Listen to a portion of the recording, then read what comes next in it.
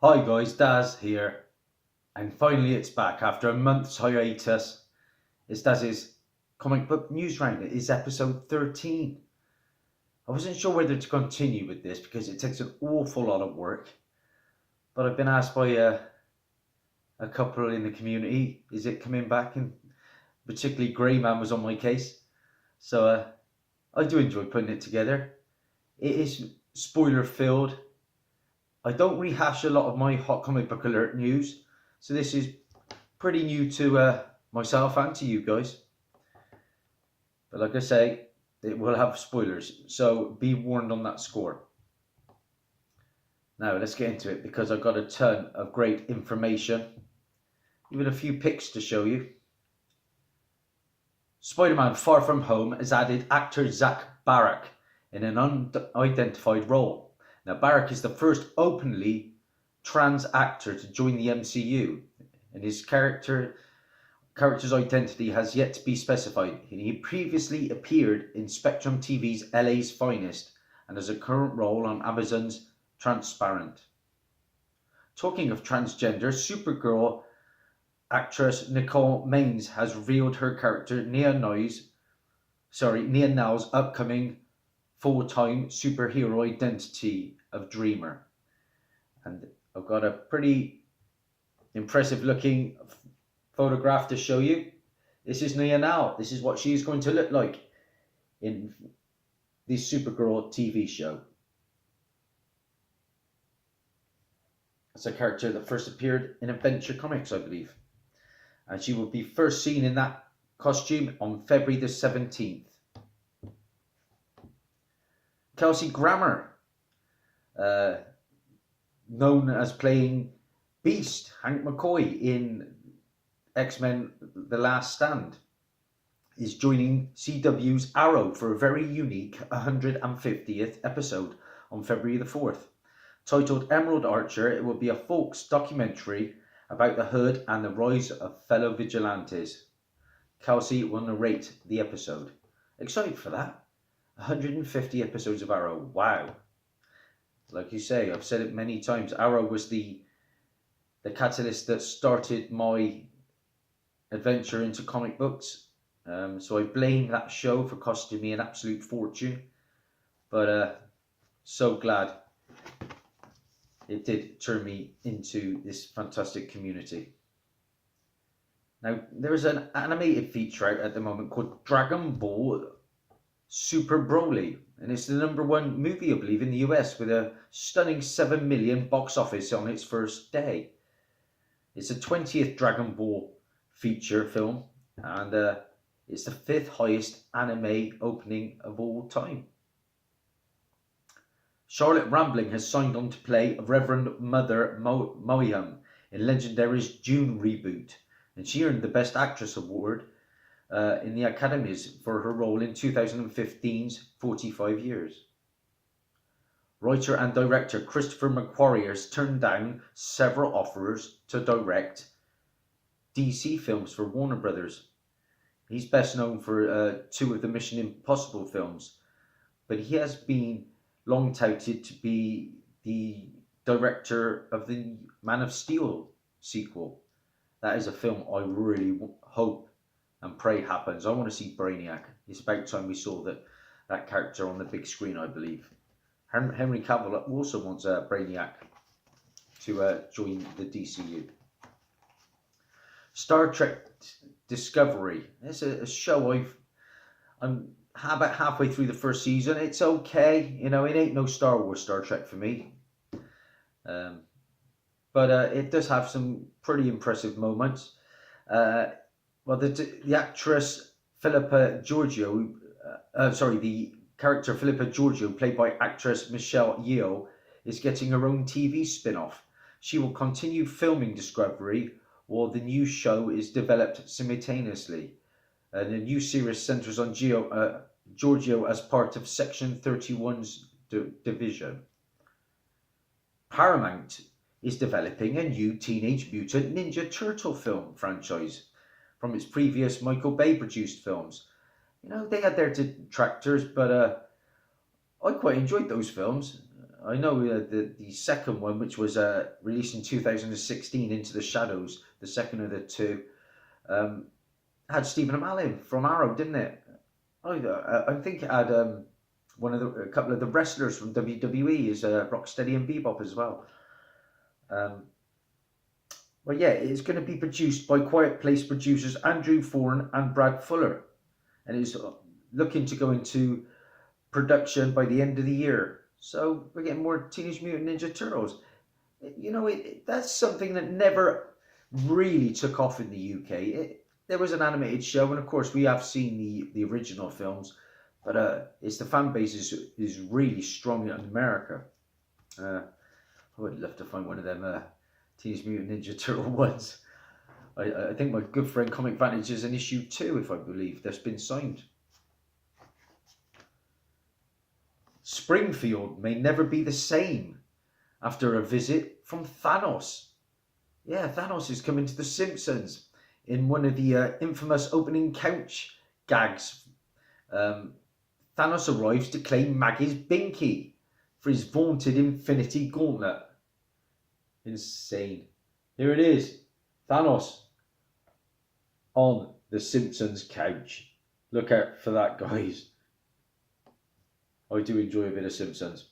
Jesse L. Martin, Joe West in CW's Flash. He will be returning later this year after missing from a long-term back injury. I think he was last seen on October the 30th. Big fan of The Flash. Big fan of Jesse L. Martin. He's also a very good singer. I think he does Broadway, if I'm not mistaken. But yeah, good to see Joe West returning. This week I've seen a few new trailers, including, of course, Spider-Man Far From Home. A lot of us are guessing whether it is Hydro Man, I hope it is because I got that first appearance, Molten Man and Sandman, or is it the Elementals? Now, from what I gather, like I said on Wikipedia, Hydro Man is definitely going to be in Far From Home, and as is the Elementals 2 from Marvel Thrillers issue 8, one of my hot book alerts. But it's going to be a variation of the Elementals, so I don't think it's going to be the original ones as in that comic. Again, according to Wikipedia. But as well as that trailer, also came out the first teaser and then full trailer of John Wick 3, Parabellum. So look out for that. I quite enjoyed the first two. It's an absolute bloodbath, aren't they, the John Wick movies? Keanu Reeves actually wants to come out and play Wolverine in the X-Men, the upcoming new reboot of the X-Men in the MCU. I could see it happening, but he's a little bit old, and I just can't see him putting on the muscle that Hugh Jackman did. But we will see. I think Clint Eastwood's son has also, is it Scott Eastwood? He's also been rumoured to be playing Wolverine. Time will tell. I want Hugh Jackman back in any capacity. Aquaman. Yeah, I've seen it twice now at the cinema. What a fantastic movie. For me, it is a DC film that looks a little bit like an MCU film. It is really stunningly, the visuals stunning.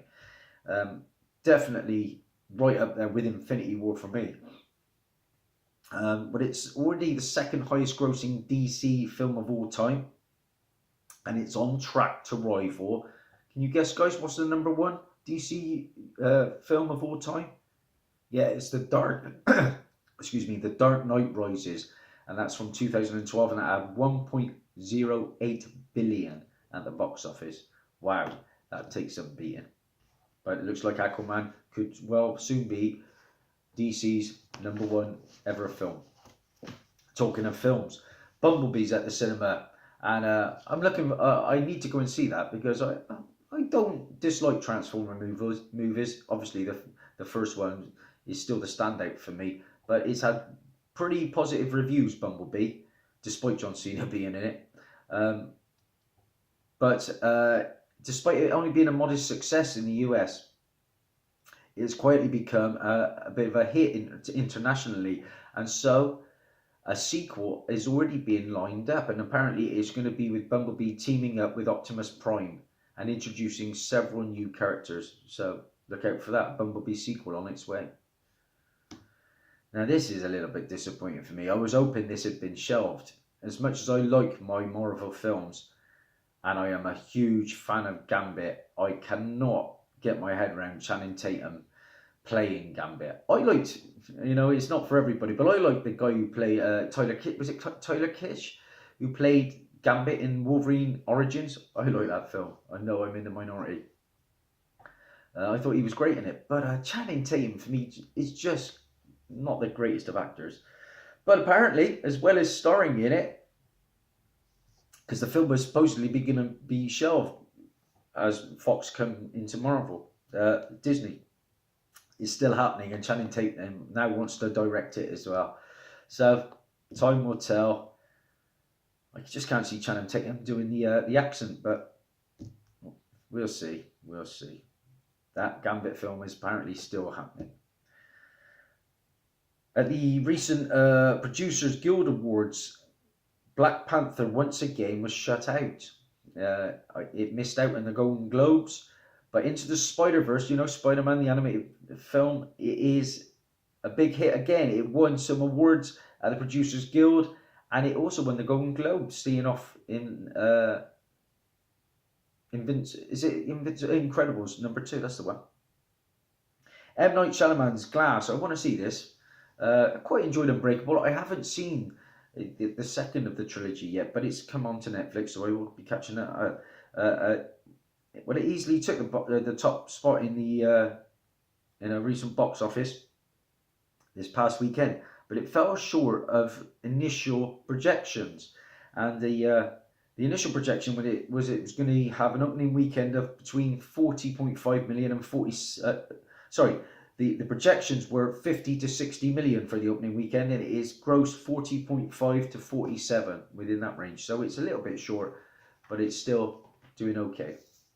Now this is really interesting. A new toy line, a toy leak, may I say, seems to confirm a major returning character to the MCU. I find this fascinating. Now, the toys come from Vietnam, and they show some of the characters in quantum suits. Yeah, quantum suits. So, who is this returning character? I'm going to show you a line of toys, and I'm going to show you the character who's supposedly be coming back for Avengers Endgame. Okay, guys? So, first off, you see these characters.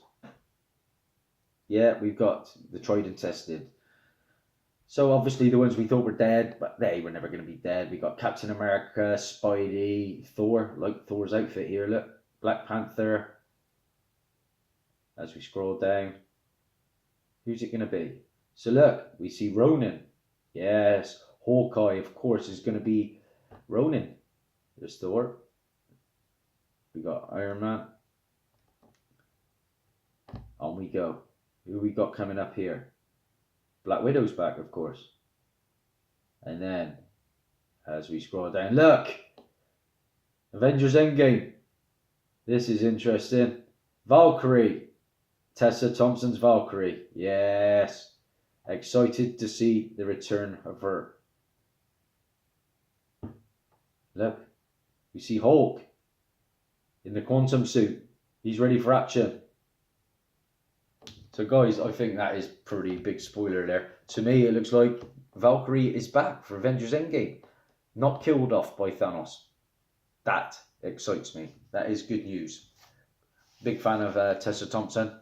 Love her in Creed, so great to see her return. Look out for that.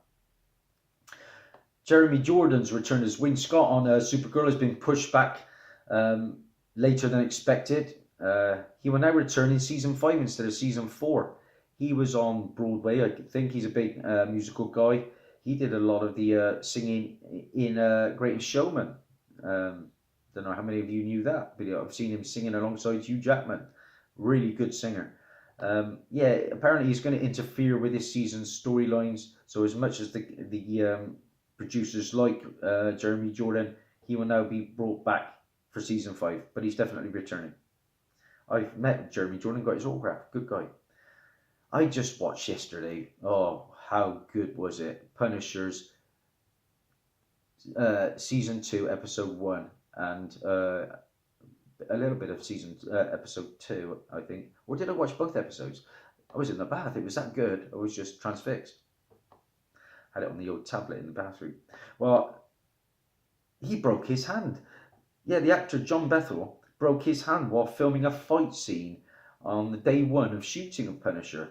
Now he's a bit of an amateur boxer, John Bethel, and he knew straight away that he'd bust his hand.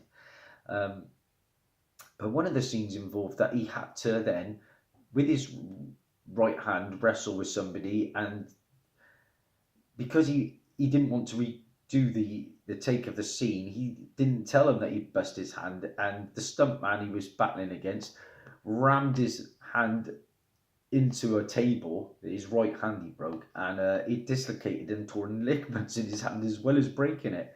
So the next scene, he had to pick up a chair and throw it, and one of the bad guys in the bar scene, I believe, and he picked up a chair and he threw it, but because he couldn't grip it properly, it hit one of the stuntmen in the legs, so he ended up going to the hospital with the stuntman as well. Great story. I recently won John Bethnal's autograph in a fantastic contest from Joker 68, so that is a pride of place for me. Yeah, honestly, guys, if you haven't seen Punisher season 2, to say this is going to be cancelled is just a travesty. It is absolutely fantastic, brutal, such a good storyline, such good acting. As with, you know, these MCU Netflix shows were fantastic for me. Devastated. This is definitely going to be cancelled. John Bethel has come out and said that it is out of his hands now, and it is what it is. He's just thankful that he's worked on it as long as he can, and it just leaves my favourite, Jessica Jones, and when that goes, oh, I'm going to be heartbroken. Fingers crossed that they do find another platform to carry on. Power Rangers actor R.J. Kyler, who was best known for his Blue Ranger in the 2017's film reboot. I hated that film. Oh my days, did I hate it. It couldn't work out whether it wanted to be comedic or serious, and it was just caught in between. How you have Bryan Cranston, such a good actor, is just portraying this face that you barely saw, was a travesty. Yeah, the editing was poor. I just thought it was a terrible film. Well, R.J. Kyler has joined Swamp Thing in an unidentified role. I'm excited for this Swamp Thing. This is coming to the DC streaming service, and of course, we are going to be seeing, as well as Swamp Thing, we're going to be getting Madame Xanadu, which is great, and we're going to be getting the Blue Devil in that show. So awesome. Can't wait for that. I'm currently watching Titans from Netflix. Again, what a fantastic show. We are so spoiled. This DC streaming service, if there's any way I can get it, I'm going to be paying for that, hopefully. I need that channel. Okay, moving on. Just a little bit of comic news itself now, and this is a bit sad because comics legend George Perez, known for his work on such titles as Teen Titans and Wonder Woman, has announced his formal retirement from comics. Yeah, he's had a number of health issues, including diabetes, heart ailments, and vision issues, which is obviously affecting his quality of drawing now. He's also retired from privately commissioned drawings, but he will be doing sketches, but they will be limited at Comic Cons, and they will be limited to 5 sketches at these cons, and they will be $100 each, but they will be going to charity. So that's great from George Perez. What a fantastic career he has had in our hobby. And finally, this is a bit sad as well. I know Comic Vantage and Lewis will be very sad about this news. DC Comics are to cancel 3 titles. The first of them is surprisingly Titans. You know, with the live action show going, you thought that would be continuing, but that is going to be finishing after this current run is going to be finishing after issue 36. I think it's because the news going forward, Titans is going to be pretty much falling in line with the show, which could be a good thing. Damage, the Age of Heroes title, Age of New Heroes, that is also being cancelled after issue 16. Damage is a bit like DC's Hulk in many ways. That just leaves two DC Age of Heroes, New Age of Heroes titles out there, and that is Terrifics and Silencer. Silencer is probably the pick of all of them for me. Silencer recently appeared, well, is in Arrow Season 6. So they've got a lot of high hopes for Silencer. But the third title that is being cancelled after issue 36 is Scooby Apocalypse. Yeah, it is going to be axed after issue 36, which is sad because I've got a couple of those issues yet to read them. But apparently it is a very, very good storyline, a unique take on the Scooby universe. So yeah, that's it. That's a wrap. That is Dazzie's comic book news round.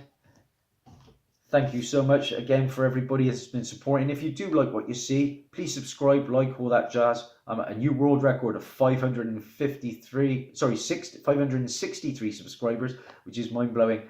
Thanks to everybody. Take care. Bye for now.